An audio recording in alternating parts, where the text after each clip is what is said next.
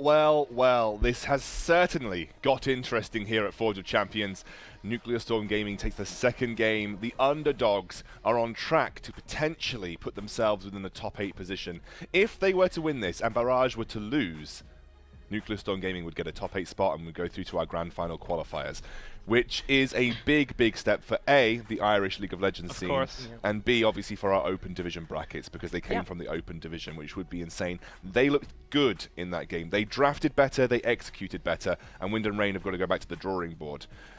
Boys, I could barely contain my own hype looking at you two when we finished that game. That was a lot of fun. That was a hell of a lot. My heart is like going 90. You can tell BP is especially BP is is hardcore Irish fan because he casts that harder than I've ever seen him cast anything. The reason, okay, so let me give a bit of context before people are going to go, oh, they're just Irish. I actually used to be. But no. You being Irish is just fine. It is. But I also used to be the coach for NSG, and I've worked very closely. The Silver 2 coach. Silver 2 coach. There's a reason they've swapped. Yeah, there's a reason I'm no longer it. No, but it was more of a sense of like, you know, kind of understanding. I was more of the player or the kind of coach. We had an analyst who was actually good at the game, and I was the coach that when they went 1-0 in the series, I would come in and kind of go hype, you know, that kind of way. So, but it is amazing to see, and even if Coach they lose Carter. this, It was like Coach Carter, but BP Coach version. Carter. But basically, even if NSG lose this game and they don't make it to top 8, they can hold their heads up high. They have represented themselves and the Irish scene and the open bracket itself in the highest esteem. They're representing a lot of things, and they're doing it well. Yeah, well, that's what we love, representation. Let's keep going here on the Forge of Champions as we're very quickly into the picks and ban stages. Obviously, this could be very well the longest broadcast we may have had for the Forge of Champions quarterfinal stages anyway. Yeah, so we'll see. We're used to 2-0s, but NSG and Wind and Rain want to make it interesting. But swapped again, Wind and Rain on the blue side this time, Nuclear Storm Gaming on the red. Rise banned again. It is something you have to take away from Zoinkers, but honestly, he's played fantastic on whatever he's gotten on this Orianna. Just get rid of Orianna if you Wind and Rain. Like, literally just get rid of it. I think also being red side technically gives an advantage to Nuclear Storm because Zizzle has been, for me, the standout performer. Yep. And they actually banned his Jarvan. And I was gonna say it's not a good ban. It's not actually a good ban. I was gonna say though that because it's almost even better because you almost kind of associate red side with Aatrox ban. After seeing that Aatrox ban, Nuclear Storm Gaming are going, cool. We don't want it. We know you can't play it. We're fine with it. And I think Kerberos can play Aatrox. He just got hammered by a Jarvan. I think Zizzle can play Jarvan a hell of a lot better. I don't know. We'll see how the top lane goes in. We are expecting NSG to get that red side. Counter pick, Kaiser banned away again. Nuclear Storm Gaming do not want to give Fax anything that is a hyper carry-esque. Do not want to go back to first. Fax, who was in EU Masters, absolutely remember that. Fax was definitely in EU Masters. Team? Wind and Rain. There you go. He had a highlight play with Kai'Sa during that tournament. He was definitely very powerful. The Tilia ban, I think, is warranted if Nulty doesn't feel comfortable. But I mean, I don't think you give Zoink Orianna either this time. Crossman, I don't think you give Crossman Zoe either. I don't think Crossman is. I think Crossman goes back on Little Blanc. I think Crossman's very strong on that. But Camille is going to be the standard ban. Jin picked up first for Wind and Rain, already getting Fax something that he can hyper carry. Good pick for Fax. It's a comfortable pick for him. It's something that he's very practiced on, and it will give Wind and Rain a good platform to work from as well. I wouldn't even, if I were Wind and Rain, I'd be leaning like, can we do the Pike again? I want to do the Pike again, because Akatsune, he was doing as much as he could for them in that game. If it's not Zizzle, who's the MVP of Nuclear Storm Gaming, it is going to be Akatsune for MVP of Wind and Rain. Like, either one of these two guys have had both a fantastic series. Graves left open, will be picked up here now for NSG.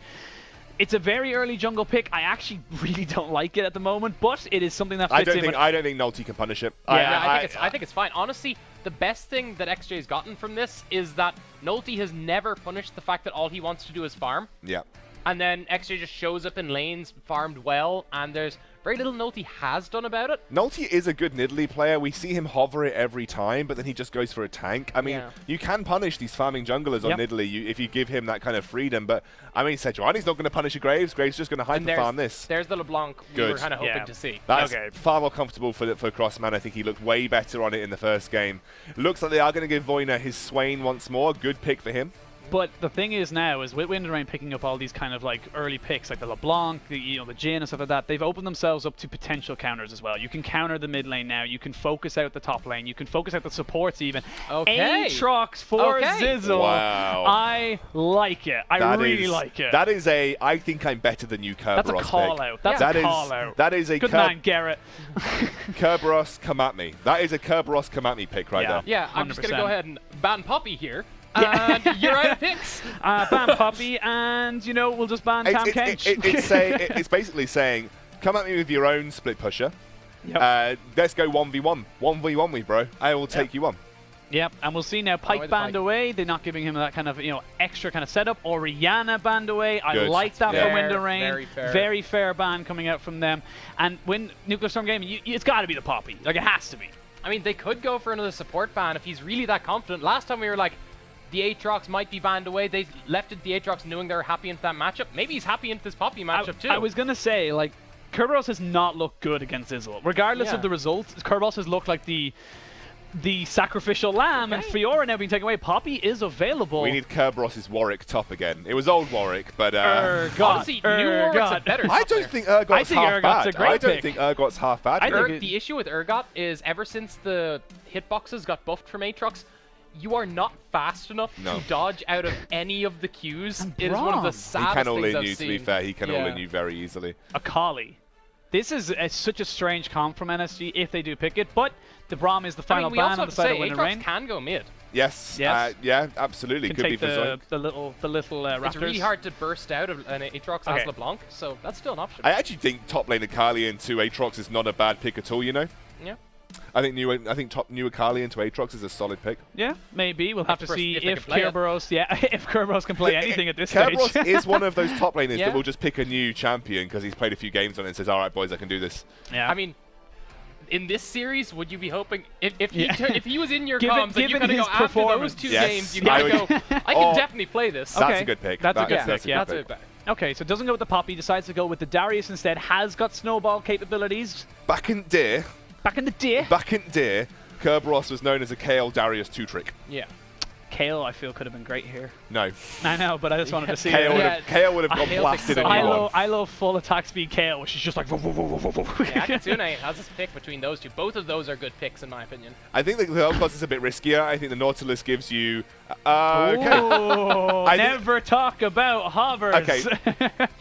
Well, they was hovering between the two of them, so we were already discussing the two of them. True. I think the Vel'Koz is good against Alistar until you make a misstep in terms of range. If you constantly keep yourself at range versus this Alistar, and you poke him out. Yep. It's Kennen top. It's Kennen top, Aatrox mids. Wow. And that means that Darius is going into such an unfavored matchup. They flex it up, and that is actually pretty huge. I've never seen a Kennen be good, though. Past the laning phase. I've watched Zizzle a few times, and he's really favored this Kennen. For a while. Yeah. For a long while. I'd expect the attack speed Kennen, generally just because the matchup favors it so heavily, but I have seen him lean towards the AP one too, because he likes to be this big team fighter, as you saw in the Jarvan game.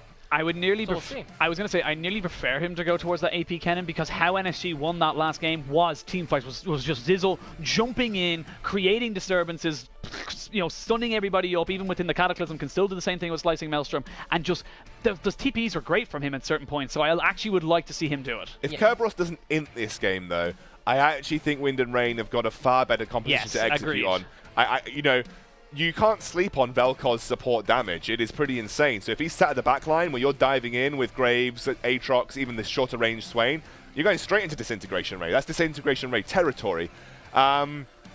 What I'm looking at, though, is a lot of people that want to ascend up there. You got the Demon Flare, you got the World Ender, you got a lot of people just running straight at you. Alistar just jumping people up in the air. And you have Sejuani as your only real front line. Yep. Because most of those Darius shred front lines sucks pretty versus quick. hard C. Yeah. Also, Jhin and LeBlanc both pretty bad to the Kennen ultimate. LeBlanc jumps in and Kennen gets a flank. LeBlanc stuck in the middle of nowhere, stunned up. She's going to get blown up instantly. And clearly Zizzle can find flanks. Yeah, If you flank Jhin and Vel'Koz, they have nowhere to go. Yeah. Now, The big question mark I feel like right now is that Crossman was a terrible Zoe. And I'm sorry, but I'm not blaming him, but that was just the result. It was a bad game. It was a bad game. Yeah, it's probably better to put it as a bad game on Zoe. He's now back on a champion he played very, very well on. It's something he's well established in terms of how to play it. I want to see him make plays. He's against Aatrox, will be able to push up the wave. Should be able to get maybe a kill or two off to the side lanes. I want to see him move. Yeah. I think that roaming potential, look, Crossman is a bloody good player. Yeah.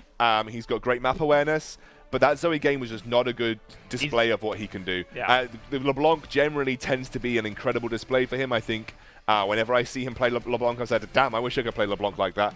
He needs to be in that bot lane a lot. He needs to be in that top lane a lot. There is so many areas that he has to roam to that he might struggle to impact the map as much as he wants to. And you have to pick your poison here, because if you don't help Darius, he's going to get destroyed by a cannon. If you don't help this bot lane, then you're going to have that Swain have the free farm like he did in the previous game, and we all know how that ended up. And then if you just leave Aatrox in the mid lane, he's just going to farm up and become a monster.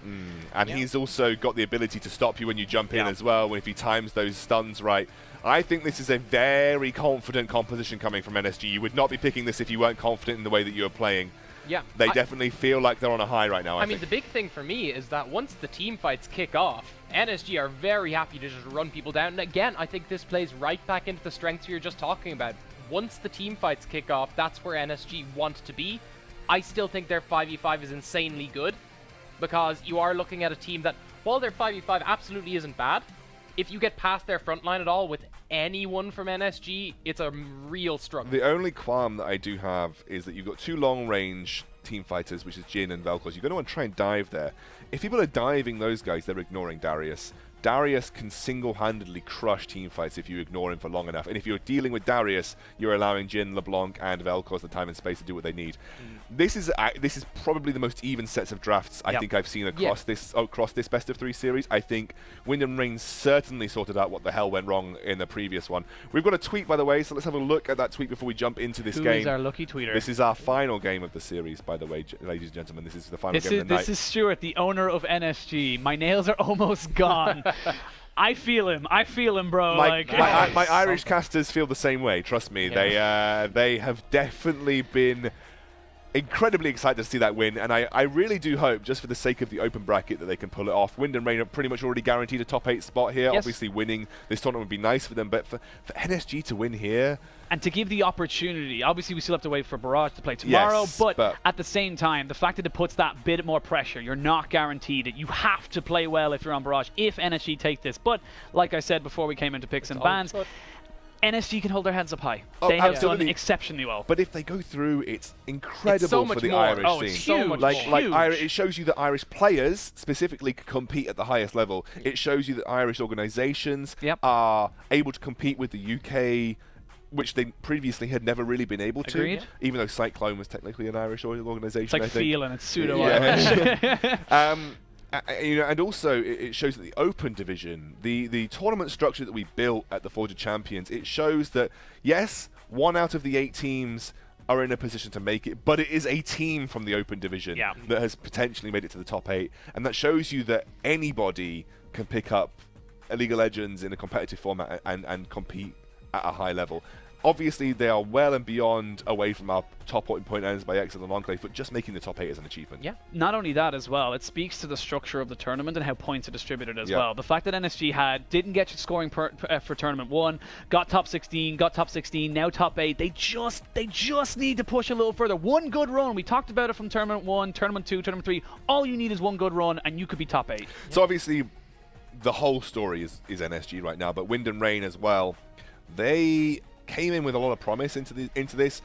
This is now their chance to turn around and show that they are ready to compete with the likes of the organizations of Diabolus, XL, Enclave, and they need to step that up, because they have built and haven't quite hit the mark over the last 4 tournaments. This is their opportunity to say, in the face of adversity, we don't tilt, we're ready to move on, take on the top level teams. Because Wind and Rain, if they were to win this, that would be a statement for them as well. Yep. Yeah, especially when we look at the side of like earlier today, XL, it's like coming back off of a shaky loss or a shaky kind of series win as such against Twitter Randoms. This is character defining for the team of for Wind and Rain. Yes, fair enough, you know, they might not 100% win the entire thing this week or next week, excuse me, but they are putting out a statement now. It's like if you lose now, yes, fair enough, you're probably still in top 8.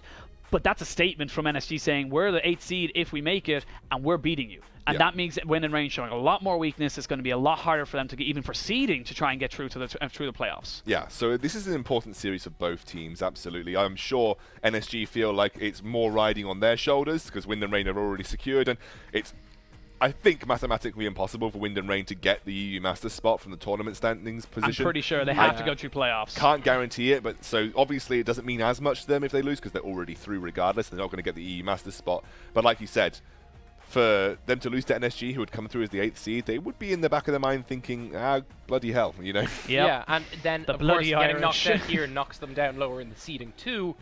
So you're then up against some of the stronger teams coming into it, and you don't want to get knocked out in the first round of those playoffs. Absolutely. Absolutely. You know, I think if XL were to win, they would go against the 8th seed, which could be, it would be Enclave or XL taking on the 8th seed, basically, as far as we can see it right now. Right, we're into game. This is it, the final of NSG versus Wind and Rain. Can our Irish organisation, an Irish set of players, make it to that semi-final, or will Wind and Rain find their storm again and deal with the nuclear one that's coming their way? Sir Crabbington of Crabgot is still with us. He's in the mid lane, showing a little bit of dominance in the little. You can't see him now because of the minions. But true lane presence. He never leaves. He never leaves. His proximity is insane.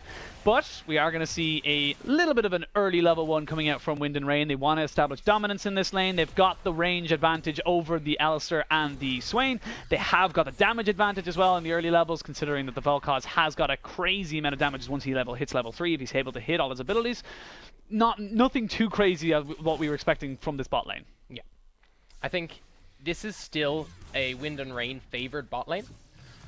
It's all about whether NSG can just slow it down and make sure they're not dying in this lane, and then from there get to that point where they want to be team fighting. Vel'Koz needs to put pressure on the Alistair very early on with his Q. You need to make sure, it's like Leona matchups into range supports. If Leona can get on the range support, she's favoured. If she can't, she's not. It's the similar situation here for the Alistair and the Vel'Koz. That was a nice bouncing grenade there. Yeah. That was actually a nice combo as well previously from the Vel'Koz, just clipping him with the knock-up too. Yeah, there's got to be a lot of pressure now on this bot side after feeding game 1 on the NSG side, and Fax really not able to get into his flow in game 2. It was pretty much a lot of pressure here. Kerberos also going to be feeling it in the top side. I feel like both mid laners had pretty decent games in both sides. XJ's here though. As we say that though, XJ is around. They are going to force the flash, get a slowdown, get a lot of damage. Kerberos now down a summoner. XJ, something we actually haven't seen from him very much in this series, is early pressure. Yeah. I mean, now starting to come out. They're expecting to be more of a gank jungler, or less of a ganking jungler even. Now, what he has done though is leave his blue up to be stolen. I don't think he was expecting Sejuani to start topside. So now has kind of lost a buff there. Not the worst for Graves, as long as you can just continue quickly farming the jungle and get back into base. Keep yourself farming. Yeah, it's all about the farm for Graves. We talked about XJ. He's a big farm jungler, but Kerberos now with no flash has to play so defensive against this Kennen with Aerie, and it's just gonna be a little bit of a hard time for Kerberos, and he has definitely not looked good against Zizzle. Zizzle, in fairness, has had a lot of, numbers against this guy, so. I'm leaving now. That was really loud in my ear. Yeah, it was very loud. I couldn't remember my train of thought. That's fine, but I'm leaving now, so goodbye. When you return, we will have a victor. That's potentially. True. Yeah. That is a... Okay, so far, I mean, it's Crossman winning in the mid lane. I mean, he has something of a range advantage, but the big thing about this is it becomes nearly impossible to kill Zoinkers as the game goes on. The Aatrox just becomes pretty insanely tanky. You can just heal off most of the quick damage coming out from LeBlanc. So I'm interested to see how this kind of scales forward, especially post level 6. Yeah, and this bot lane starting to get a sizable lead, about 10 CS now, as it starts to crash in regularly into that turret. Crossman puts in a little bit of harass, gets Zoinkers down to about half HP. And this is what we talked about in the pregame as well. Zoinkers has got actually a full engage coming in now. Fax needs to be a little bit careful, does take a lot of return damage. Akatsume had a little bit low on mana, hadn't really fully re-engaged it, but good initiative there from the side of NSG. But Wind and Rain, they won't be too worried about it. Yeah, I think Wind and Rain still very much in control of this.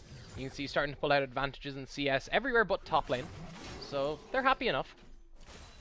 Isn't too bad for them. Happy is Larry. Just sitting there, you know, picking up as much as they possibly can. Never move, not quite going to get hit off. Good bit of harass damage now onto Voina, as they do have a fairly decent lead now in this bot side. Both Jin and Swain going with Doran's Ring. And actually, Ignite goes in. Zoinkers may be forced to flash. He didn't bother. Yeah, he didn't flash, and he gets punished for it. And he gets punished. That's a bit unfortunate for the Aatrox in the mid lane, but similar enough situation. Could be a lack of understanding of the champion. Apprehend not going to quite catch out Kennen. That means a favorable trade for the Kennen top side. Graves is still in that jungle, farming up nicely. Has got a little bit of a CS lead, despite losing that blue buff. Yeah, I mean, that's not really what you want in the mid lane. Obviously, you never want to give over kills like that, but certainly not to Crossman on this LeBlanc, who is such an important part of their game one.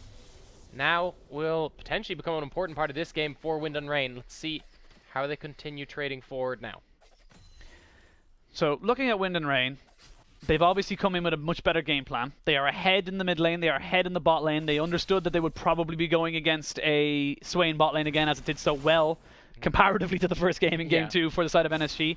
What is their next plan? What is their next kind of push in, as we have a quick replay of the mid lane? This was just Zoinkers not understanding the damage. Yeah, I mean, like, look, he plays forward. He's pretty much out of Qs at this point as well. Tries to E away. As the auto's coming through, and that allowing that E to hit you is too much. Yeah, you should have flashed once that the chain started coming out. Like, maybe you survived the auto, but that was too much. A little bit too much, as we now see Zoinkers has not got flash this time round. Will just try and get the World Ender, though. Doesn't have to blow his flash, so actually still has that. A little bit of a less cooldown to worry about, so still relatively safe. But like Kerberos in the first game, not exactly the most ideal situation to be using your ultimate, as Fax forced to flash away, and that's a summoner advantage now for NSG. They're trying to turn this damage around, but they have to be so careful of this spell, because he's got so much damage. Crossman's here, though. XJ does not get it. He needs to be very, very careful. Zizzle comes in. XJ flashes away. Zizzle has got the slicing Maelstrom.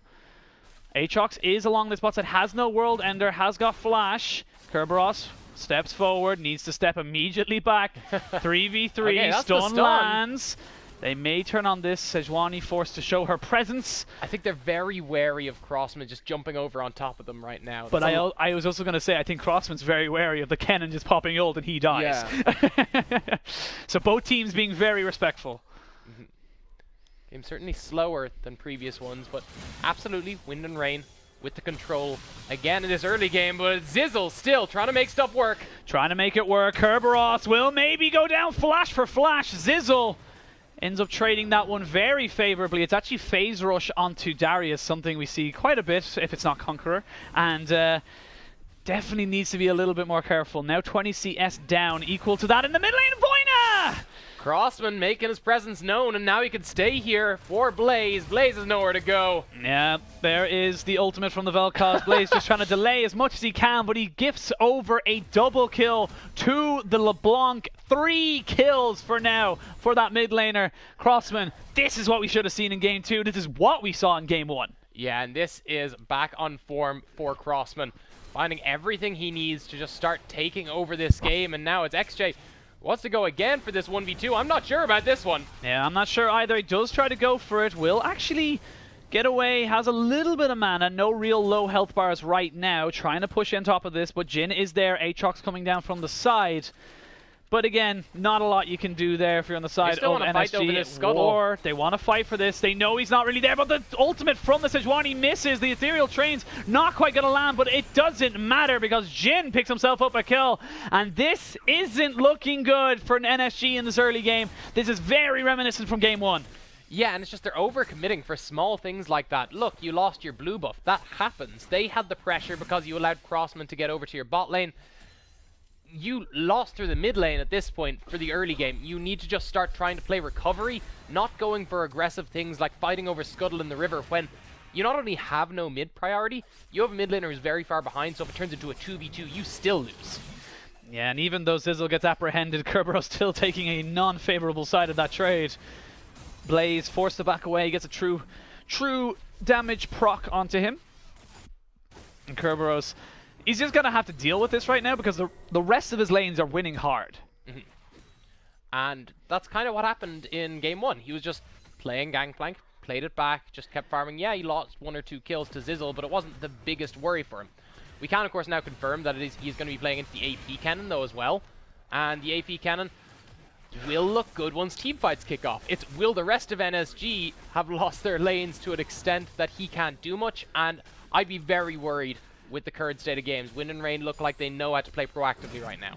Yeah, Wind and Rain looking strong, and it looks like XJ going to try and force towards the top side, but there is a ward spotting him out, so Kerberos is going to play even safer than he was. There. Crossman is there. They are going to try and turn this into a dragon in favor of Wind and Rain. It was one of the big reasons why they lost the late game after that Elder Drake in the last one. Graves gonna reply though with a Rift Herald of his own, so overall objective-wise still trading out. Yeah, it's actually decent given the fact you're losing the early game. Trading Ocean Drake for Rift Herald, I'd almost consider a favorable trade, considering that Ocean Drake... You really hate Ocean Drake. Really don't like it. It's awful. You're just hating on this. Oh, Crossman, though. That's worse finds for them. And as I say that, though, we're going to see the top side, the nullifying magic damage. Going to come in. Kerberos, though, does get 1v1. Crossman takes the kill into the Rift Herald, as well as Zizzle taking a kill, so it's a 1-for-1 trade. However, that is not a situation you want to be. Herald, yeah, though. I was going to say, now they get the Rift Herald. Does end up popping his passive, but... Nulty pops in, says, "Thank you very much, madam. I'll take that from here." This is not good from the side of NSG. They're losing around the map. They're losing pressure. Crossman on this LeBlanc, I feel, was something they could have taken off the board. Maybe given up that Camille ban, given away that kind of in the first rotation, but obviously was not meant to be. And they would find themselves about 2,500 gold down. Yeah, I mean, I'm not sure I'd get rid of the Camille ban, but certainly some of those ones towards the support pool could maybe have been moved up, especially considering you're giving him effectively his number 2 pick behind the Zillion still, but see now if this pays off. If, as the game goes forward, they can deal with this LeBlanc, because right now there is no answer, and it has effectively solo won Wind and Rain the early game here. They have got themselves an advantage, but the question is, the $1 million question is always going to be, what can you do with that advantage? If it's not a massive 5,000 gold lead like we saw last time, which in fairness it isn't, as I say that though, good disengage coming out. Voina forced to go golden and use the demon flares. We see now Graves coming in off the backside of that. They have not got the ultimate. Forward. XJ needs to back away. They have got a little bit, but everybody's here. The Jin ultimate comes down on top of it as well. Voina's the first one to fall. Ignite goes down onto XJ, and the rest of the team are in. Zoinker's now trying to join in on top of the fight. He may be able to get one. Yes, he does. Now Zizzle is here as well. They may be able to trade this one. It's a 2-for-2.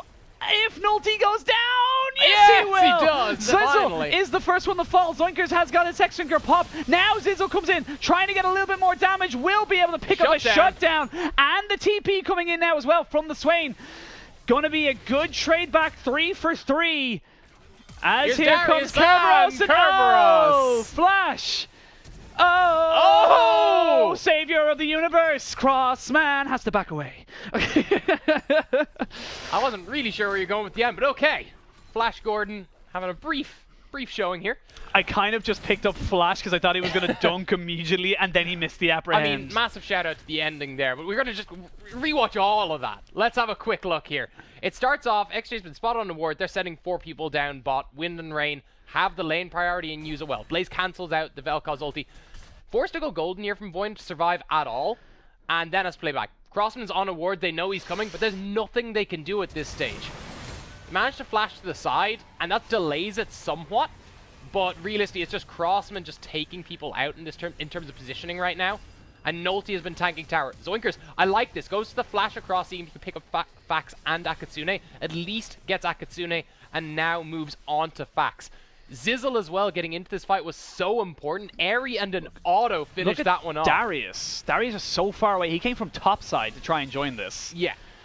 And that didn't exactly work out for him, especially considering he then flashed and missed, which is never what you want to do with the Q flash from Darius, but that's what happened. And now it looks like the game is turning into Zizzle versus Crossman. It literally looks like it's Zizzle versus the world. We talked about Kerberos versus the world. It's actually Zizzle with 3 kills now on an AP cannon.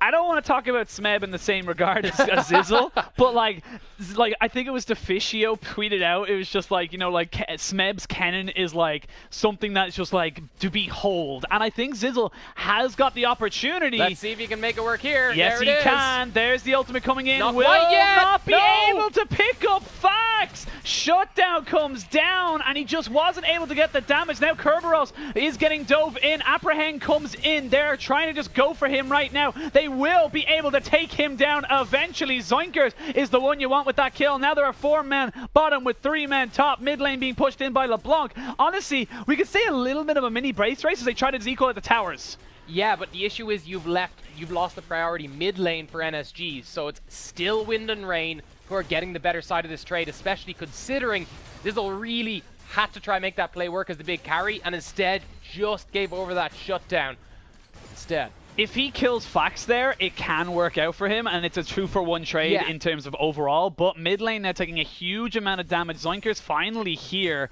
Still is yet to finish an item as we look at Sork Shoes and Ludens on the side of LeBlanc. LeBlanc can one-shot pretty much anybody, even if the Alistair, you know, has got ultimate on. I feel like there's enough damage there just to get him just completely blown up. Yeah, it's a massive issue for them right now. On the other side, all they have to do is deal with AP Cannon. I mean, that's a big... All they have to do kind of undersells it a bit. I know, but right? I think the big issue is you've seen that they can. Yes. They can do it. Had to invest a lot to shut down Zizzle. Once Zizzle does pick up that Zhonya's, and I feel like there's a little bit more information about where the rest of the enemy team is. He should be able to kind of act a little bit better accordingly. As we look at the CS leads, it's actually kind of evened out just with all the chaos. Yeah, but it's the gold lead that you got to be looking at. It's 3.5k in favor of Wind and Rain right now.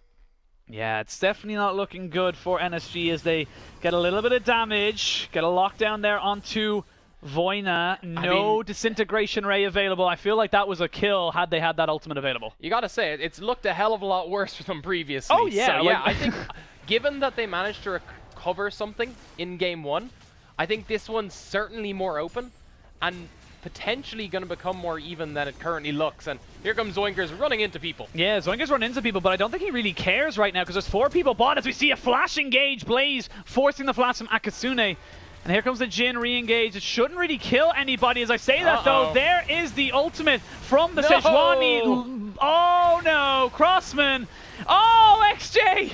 Had he not dashed that direction, he would have been able to break the tether, but even then, is it really going to make any difference? Zizzle with no TP, not able to help out. That's going to be bot lane going down, and 3 kills as well in favor of Wind and Rain. They are praying right now that Zizzle just gets a god engage. Wind and Rain need to slow down if NSG want to do anything with this game, but Wind and Rain, they can go straight for this. Yeah, and Crossman just knocking the N out of his name, replacing it with a P, because he is just all over the place right now. And he's just controlling all over the Rift for them. It's been really impressive so far.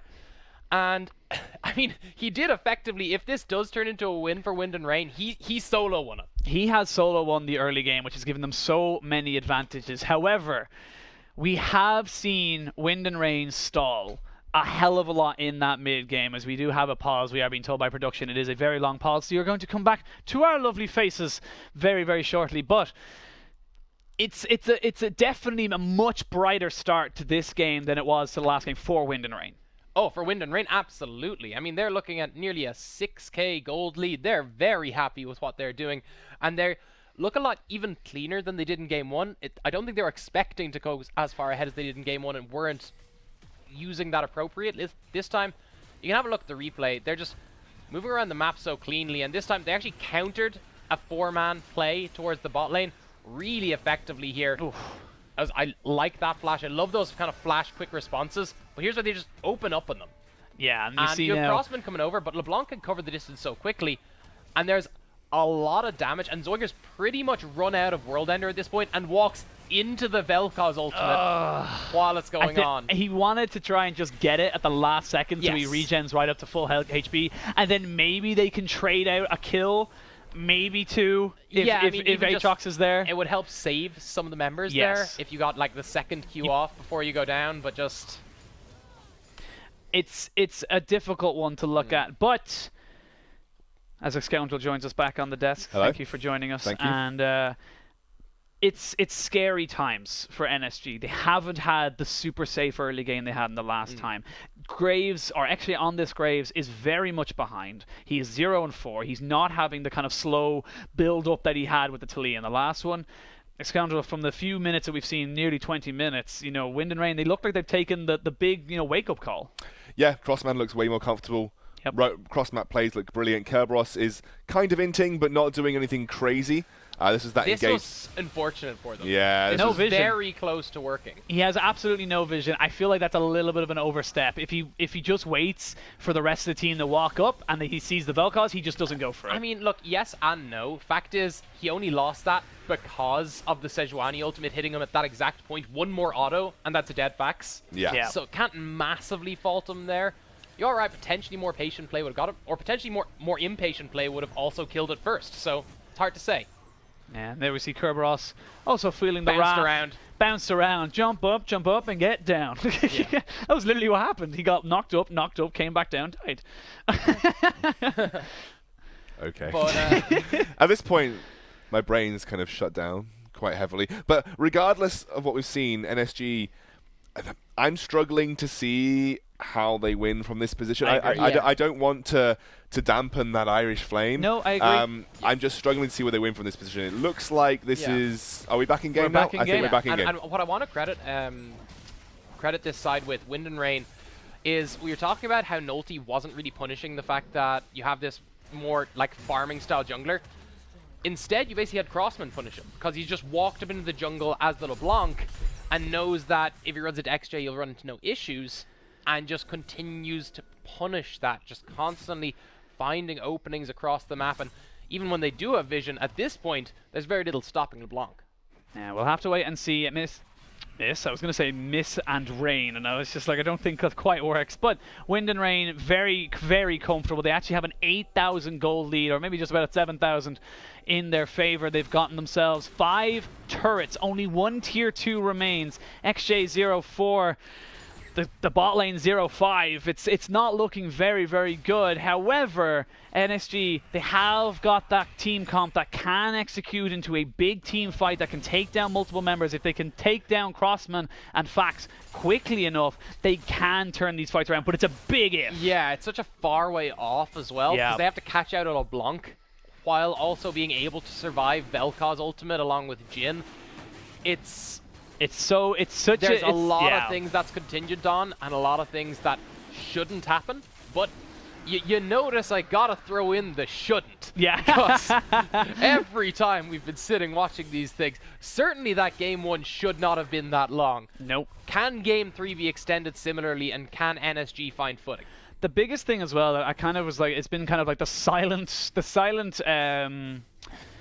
protector, if you like, or sixth man, the silent sixth man for the losing team of all 3 games, Ocean Drakes. Ocean Drakes galore. We have seen 3 in the last game along with a Cloud, and there's been 2 in this game. We're going to actually see... Oh, that's the Baron spawning. I thought we were going to see another one. I was like, that's a bit quick. But those kind of dragons stop the snowball. They stop people from getting the Infernals, which means that LeBlanc and Jhin do an even more insane amount of damage. It doesn't help them with Baron takes. It doesn't help them with turret takes. It's one of those things that just kind of does really great if you're against poke comps, which is not what Wind and Rain are against. Yeah. We're now looking at this, though, as NSG struggling to hold on. That's basically what's happening in this game. Right now, the struggle's holding out for them. But it's while Wind and Rain are still establishing deep vision, they're playing this right. They're not rushing into them. Even though they have this massive lead, they're going, look, we just throw down some wards, we make sure if we want to send Crossman forward, we can. And then if we make a pick like that, we can start moving towards Baron. Zizzle has got TP and the Morellonomicon, as well as the Proto Belt.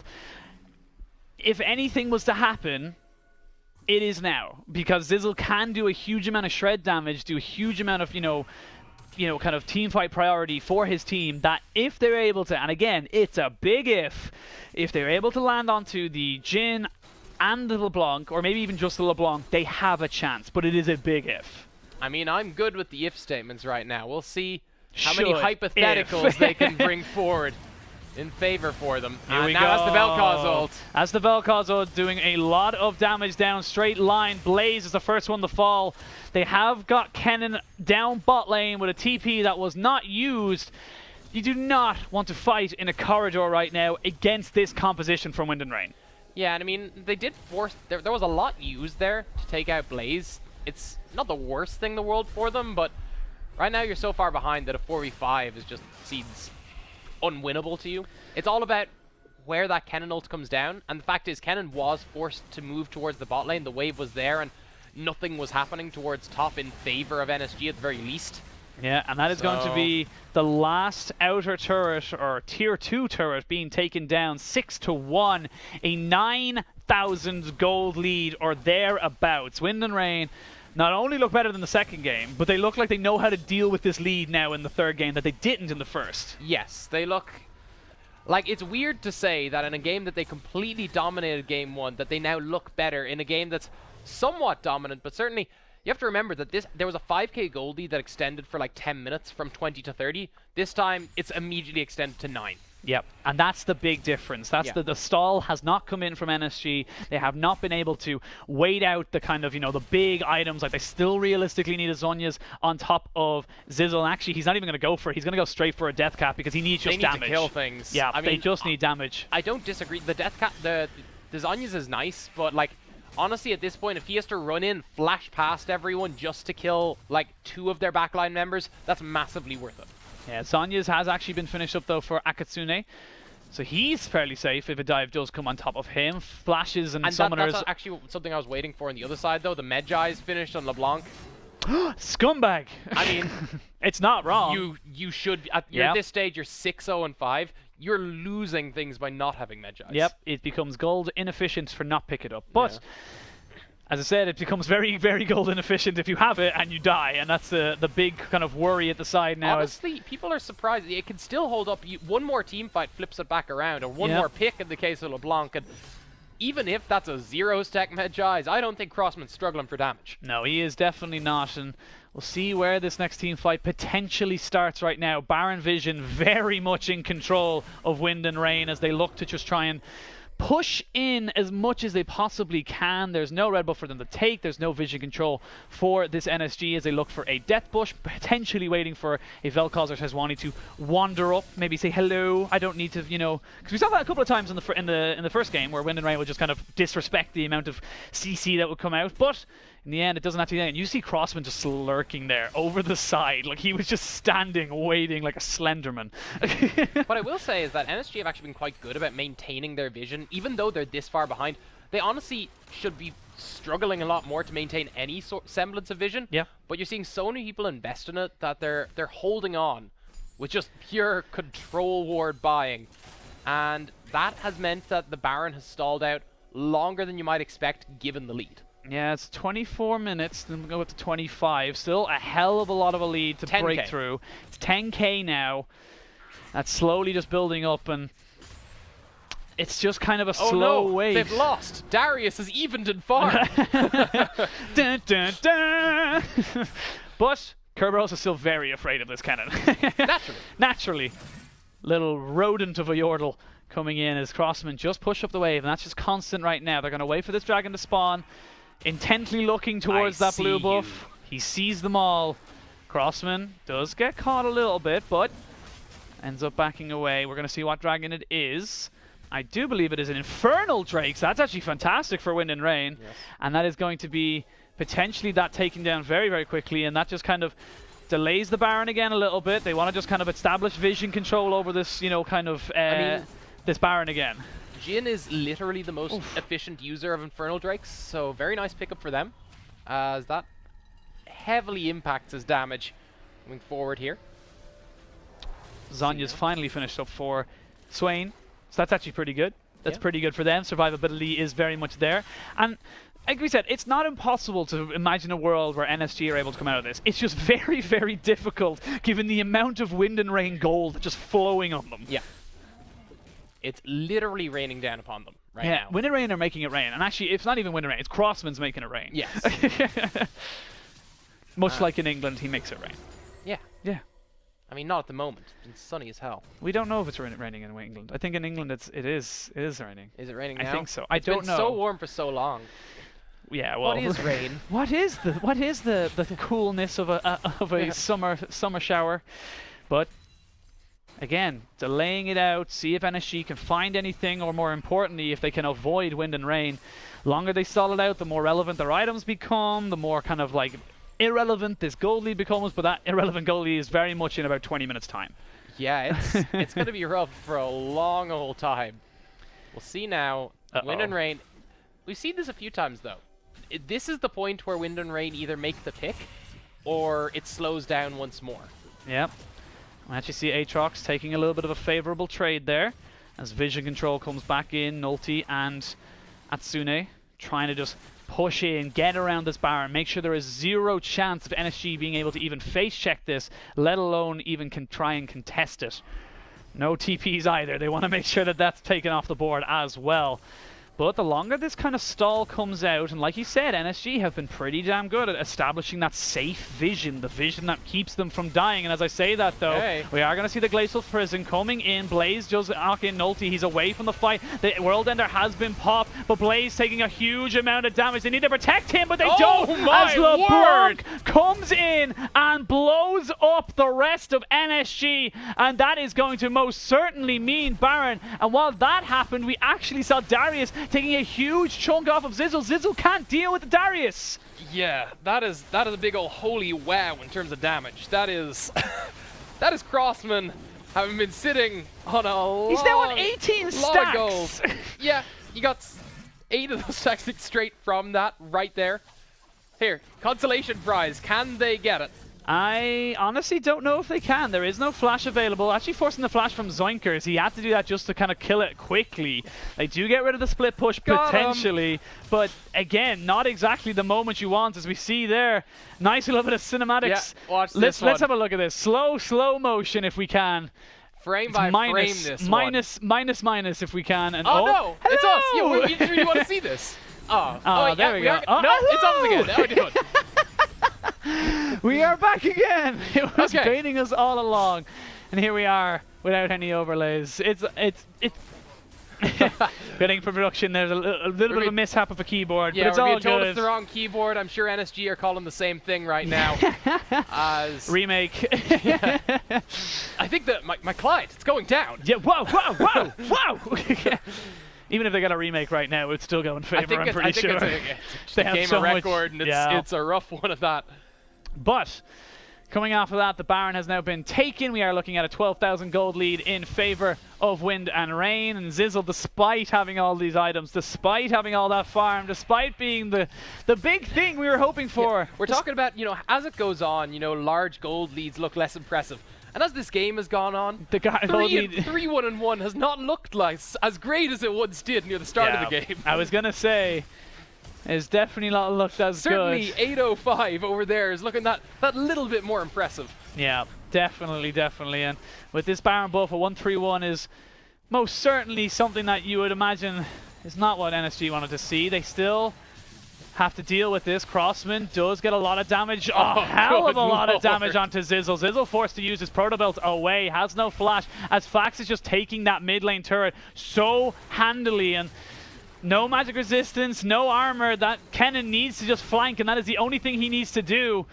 Mid lane inhibitor goes down. Top lane inhibitor being pressured by the Darius. Kerberos finally in a position to be able to do something. They're trying to find something. Blaze does pop the Righteous Glory. They do catch onto Nulti, but he is the tankiest member on their team. Voynet does pop the Demonic Flare, but he goes down before he can Zonias. And this is the final fight for NSG. They played valiantly. They played to the heart's content, but it just wasn't to be. Wind and Rain finish up the game. Wind and Rain come out with the win, and Wind and Rain dash the hopes of NSG. It's going to be 2-1. GG, Wind and Rain. Yeah, the nuclear storm is dissipated. It's all Wind and Rain now. I mean, credit to them. This looked clean. This looked clean as hell. I mean, Crossman, 808.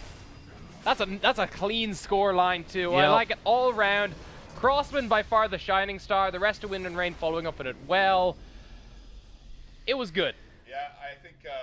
You're not talking. Now I can talk. It was certainly a one-sided affair right there. Yes. I still think NSG hold their heads up high. They Yep. took a game off Wind and Rain. It is mathematically, unfortunately, impossible for them to make the top 8 at this point in time, which Barrage, I'm sure, will be incredibly happy about. Barrage just literally just went, lads. Swear to God, if any of you guys get banned. No one touch League. No one. However, it was a really good game from Crossman specifically. Yep. My MVP is still going to Akatsune. I think he was still super influential in that game. He was the only one member of Wind and Rain to play well across all 3 games, Yes. even in the game where they lost. But what a thrilling series to end the night on, where we see Wind and Rain really pushed to the edges by a team we never expected to get to this point, never expected to challenge Wind and Rain realistically, and I still think the Irish guys have shown themselves to be incredible players. I think they outdrafted themselves in that last game. I agree. I think the Aatrox mid was a little bit too out there for me personally. Yeah, as well as something that I kind of wanted to say, but we really didn't have time because the amount of kind of like 4D chess and draft that was going on. I would have actually liked to see Zoinkers try and take away that LeBlanc because yes, fair enough, he mightn't be as proficient on it as Crossman, but he would have been just a takeaway pick. So all if, buts, and maybes, into the never-ending void of what could have been. Yeah, exactly. It's summed up perfectly. Weirdly poetic, but yes. Weirdly poetic, because that is the way it is right now. NSG find themselves losing 2-1. What I will say from the players' point of view, we were saying they can hold their heads high. Certainly the players themselves can look at this and go like, we are top-level UK and Irish talent now. Yeah, absolutely. You took a game of Wind and Rain, and whilst Wind and Rain are definitely a middle-of-the-pack team in Forge of Champions, it shows you that in the right situation, with the right draft, the right circumstances, it's possible for NSG to take games off middle-of-the-pack UK teams. Sorry, Poro. I mean, I did think he lied to me. I did think that never had happened before. He said 2-1. I guess you didn't slip him enough snacks to actually decide which. Do you speak Poro correctly? That's the question. I'm a bit rusty. He might have said 2-1 to Wind and Rain. And Braum was banned, and it just wasn't working out. Yes, feels bad, man. But regardless, like we said, I think this is great for the Irish scene, and I'm really happy that they've managed to put their heads out there and say, hey, we can do it too. And again, like we said in the just before we went into this game, it's not just the Irish. It's the open bracket, as the likes of the Newcastle Jaguars, the Phelons, the Twitter randoms, like who didn't have an org or anything like that. They can still look at that, take a lot of heart in that, and go, okay, cool. If we get our stuff together next time around, we could just be the next NSG who really push for a top 8 and try and pull out all those other teams. Yeah, obviously we've still got 2 more quarterfinals to come your way tomorrow, but this has rounded out. Congratulations to XL and Wind and Rain, who will make it through to our semi-finals next week. I believe Wind and Rain end up playing the winner of the Enclave and Barrage game, and then we see XL taking on the winner of Misfits and Diablos. So it'll be a very, very cool set of series. I believe we have a development. Oh, hold on. I've got a lot of stuff to get through before the end of the stream, so I'm hoping we'll have a bracket. I'm hoping we'll have a schedule. I'm hoping we'll have no more brackets to shove in your face. Yeah. But will they get the bracket right? That is the question. That's the real question. Obviously, guys, we also have a survey for you guys to be involved with. If you are watching, you want to give feedback on the broadcast style, what it looks like, everything from head to toe. A lot of questions about casters in there. I hope you're super nice about it, or else I will hunt you down. And hand you a strongly worded letter. Yes. Is that like a very British problem, Twitter? That's just like when you were livid with someone, so instead you just send regards. So go to LVP UK on Twitter, and they should post it in Twitch chat as well. Go check out the survey, give your feedback. It'd be very much appreciated for LVP behind the scenes. Right, this is the bracket. As we can see, it is going to be XL taking on the winner of Diabolus and Misfits. It will be Enclave taking, Wind and Rain taking on the winner of Enclave and Barrage. So there will be 2 semi-finals for you to come next week. And tomorrow we'll have Enclave versus Barrage, and we'll have Diabolus versus Misfits, which will, in my opinion, will be the quarterfinal of our entire week here. I think that's going to be incredibly close. So I'm really looking forward to both of those games. Again, starting at 6 p.m. UK time, or 5:45 if you want to hear us banter a little bit about Forge of Champions beforehand. If you want to get involved with us and talk to us and just go and check out stuff on social media, it's at LVP UK on Twitter, and for this specific tournament you can use the hashtag Forge of Champions 4.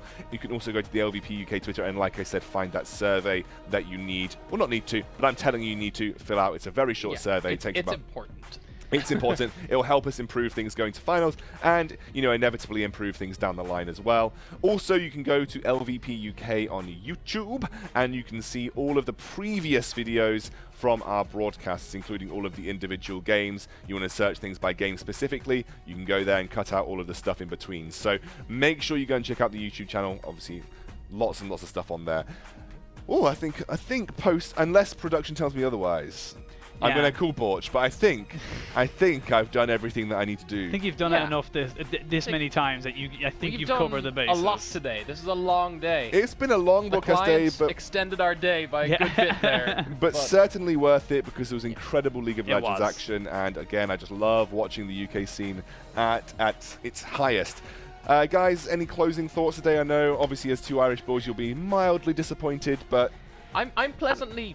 I was very worried that it wouldn't be a good showing, but that was a good showing at the very least. I'm very happy to say that I'm proud of them. I think they did well. I think that's all I can say. Very proud of you boys, and keep up the grind. But congratulations, obviously, to Excel and Wind and Rain, who we will see next week. Both of them will be vying for that top spot here at Forge Champions 4. Well, believe it or not, that brings us to the end of our broadcast. Make sure you tune in tomorrow at 6 p.m. GMT to catch all of the games that we have left for the quarterfinal stage. See you soon.